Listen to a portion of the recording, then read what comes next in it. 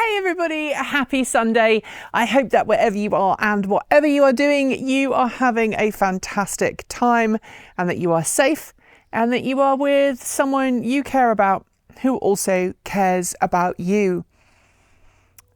Wow, we are more than halfway through May and I'm going to try and continue some fairly light focused Sunday musings, and as I already noted in the chicken and garden update, I am dressed up a little bit today, but there's a reason for that, and the reason for that is that I'm just about to go out and film the review for the Volvo EX30 that we have on fleet this week.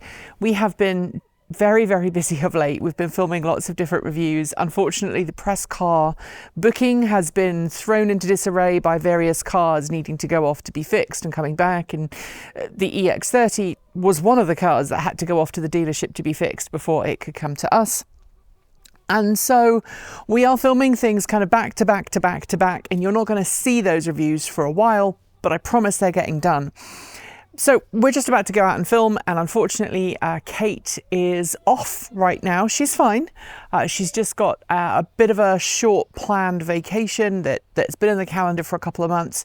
So she's going to be going away, and unfortunately, while she was going to get the EX30 to drive because we were due to have it 2 weeks ago, this week, which is now the only time they can fit us in, is the week she's not here, and so I'm going to have to film it on my own.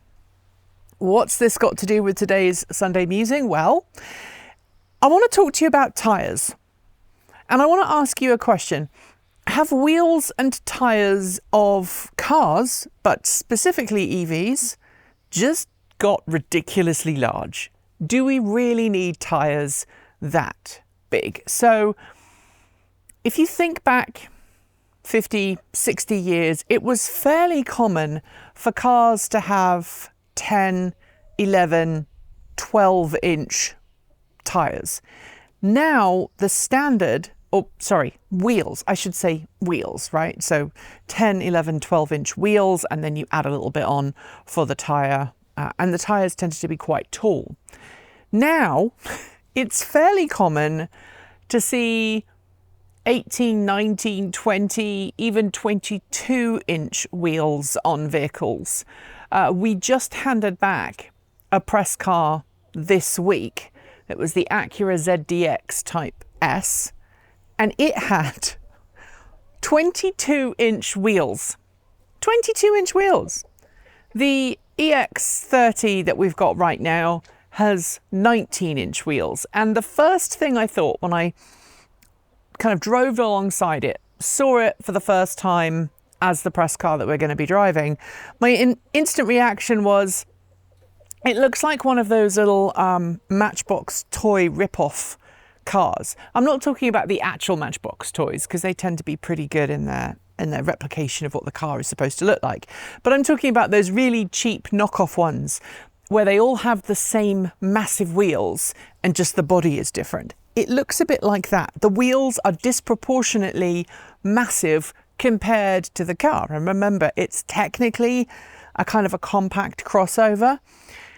And it got me thinking, because we moan a lot about wheel size on the channel.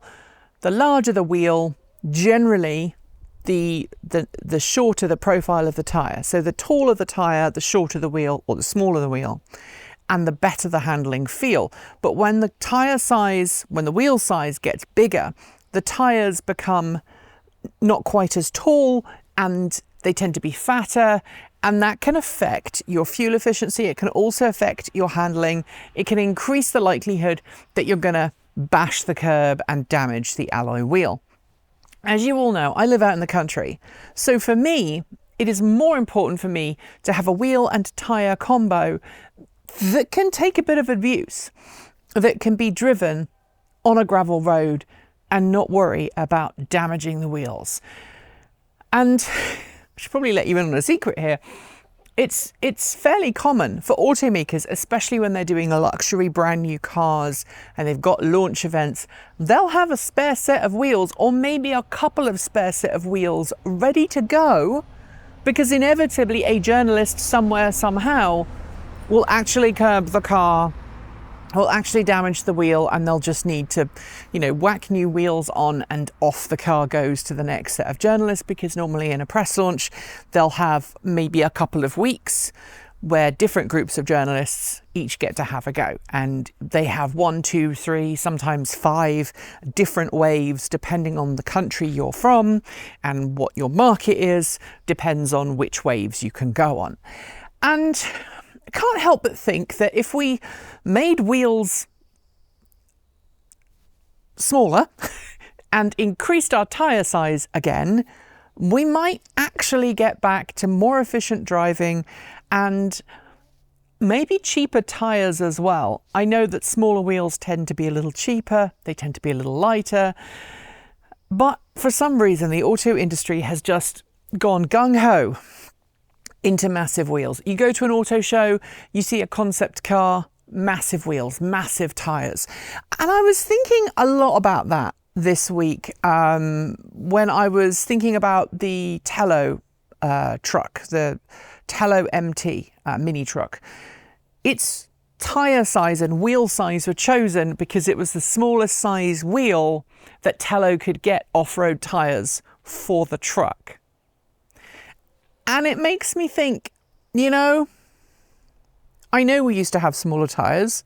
I know we used to have smaller wheels. We're just seeing them getting more and more expensive and larger and larger and larger. Is it really beneficial to us? And at the end of the day, I kind of think about wheels as being the essential thing that moves your car down the road. But we put an inordinate amount of attention and detail into making those wheels as massive as possible, seemingly for one reason and one reason only: bling. Yes, there is a mechanical benefit to having a larger wheel size. You can fit larger brakes, and of course EVs are heavier. Heavier vehicles require more braking force to stop them. So I can understand that particular argument, but at the same point, I would love to know your opinions on wheel sizes. I had a really interesting conversation with our DP this week, talking about whether 16-inch wheels would actually be a better fit for something like the Bolt EV. And I know that there are many people who drive classic cars who would love to see smaller wheels become more fashionable again, because then that would increase their choice of tyre options for classic and other vintage vehicles. But I've also, been thinking a little bit about tyre size changes on other things. Bicycle tyres are getting larger. Wheel sizes on bicycles are also getting larger. The same is true for motorbikes and scooters. The wheels on my Vectrex VX1 are tiny by modern comparison, and I have a very limited set of tyre choices for that bike. If you look at modern bikes that are being made, whether they are human powered or electric or gasoline, they're all pretty chunk.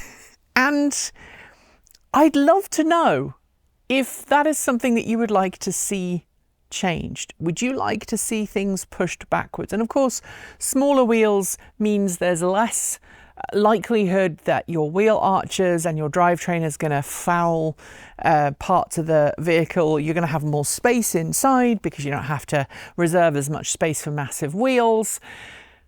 And yes, there are some trade-offs, but honestly, I just want smaller wheels. And I'd love to know if you would agree, or if you think, no, I really quite like modern large wheels. But as I said, it was the fact that we had a press car on loan that was £6,000, £6,050 of curb weight, and running on 22-inch wheels, when my F-150 Lightning runs on 20-inch wheels.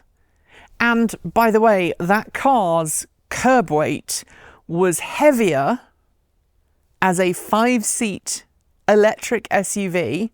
Granted, it was a high-end Aptera, so it had all of the Ultium stuff underneath and then all of the Aptera fancy stuff on top.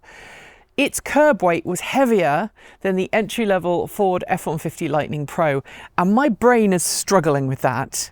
So, smaller tyres, right? I mean, it's not It's not like that school bus that's going past right now. They don't need to be that big. They're not carrying that much weight. Leave me your thoughts in the down below. Thanks for your comments in advance. And as always, I love reading your comments. Keep it civil, keep it kind. Remember, other people have different opinions to yourself, and I'll see you this time next week. Thanks for joining us today, and if you've got thoughts, make sure you leave them in our Discord chat room, on our Patreon page down below, or you can reach out to us on Mastodon or Blue Sky. Thanks to the amazing list of people scrolling by on your screen right now. They're part of the massive community of supporters who make this channel possible, helping us through Patreon and YouTube, covering our bills, paying our team, and helping us to remain 100% independent. If you'd like to join them and see your name listed here, just follow the links below. We've got options available across a wide range of different price points, starting from just $1.50 US a month. A massive welcome to our newest supporters: Bass, Mind Sturmer, Dan Morton, DX Watt, There's Jer, Magnetar Employer, Ron THX1138, Jonas V, John Leonard, Joe Weekend Dog Dad, Ayalfini, David Hardin, Enzoticus, Ed Runyon, Beth S, Mitch Rassner, Brad Crusshorn, Leighton, Dennis, Stephen Beetle, Albert Beatty, Peterson, Ja, Todd Fraser, Rick B, Paul, Andrew Deet, Tim Benford, John Salmons, Sag Gibson, JTPDX, Tyler Walker, Gary Dean Mercer Clark, Roboman410, and John Galley. To join the list and get your shout out, become a paid Patreon member for your moment of fame, and you can even give membership to someone else. If you'd like to support us with a one-off donation, you'll find links below to make Ko-fi and Bitcoin donations, and we even have an old-fashioned PO box that you can reach us at the time being, address also below. You'll also find links to our swag store, and if you are someone who has to shop on Amazon, please consider using our affiliate link so we get the commission, not Jeff Bezos. So we can continue to focus on making our content even better and reduce creator burnout. We're being a little freer with our release days this year, but plan on dropping new content every Tuesday, Thursday and Saturday on our main channel, plus something on Sunday over on Transport Evolved Take 2. If you want more, the algorithm that hates us thinks you should watch this video, but this one is one of our favourites. Be awesome, be kind, be intentional, and don't forget to resist. Keep evolving.